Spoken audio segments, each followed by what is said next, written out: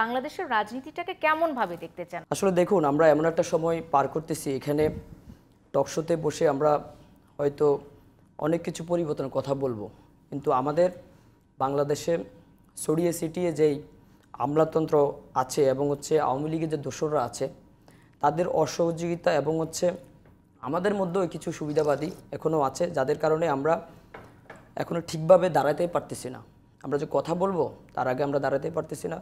আপনি দেখুন যে সারা দেশে, বিশেষ করে দক্ষিণাঞ্চলে যেই কৃত্রিম বন্যা, আমরা ছাত্র সমাজ এবং আমাদের নাগরিক সমাজ সবাই দাবি করতেছে এটা কৃত্রিম বন্যা।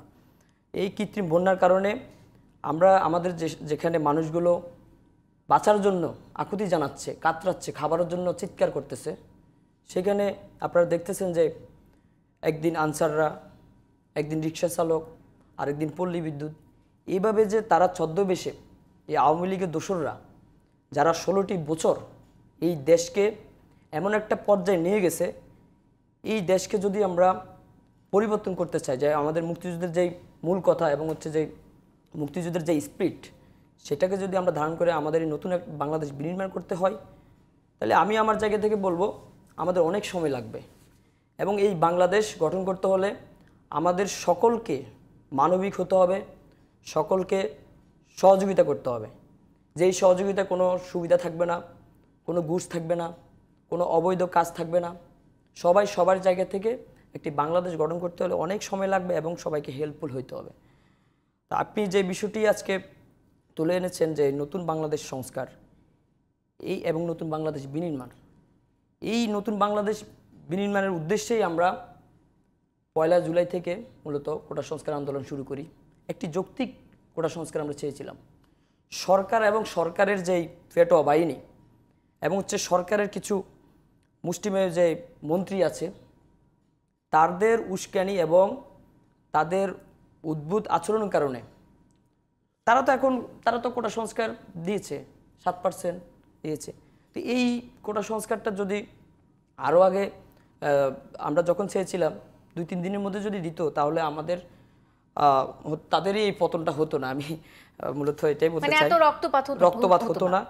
আমাদের যে আবু সাইদ থেকে শুরু করে রাফি, আনাপ, সারা দেশে শুধু ছাত্র না, যারা এই সাধারণ মানুষ, তারাও নিহত হয়েছেন, শহীদ হয়েছেন, হাসপাতালে আছে।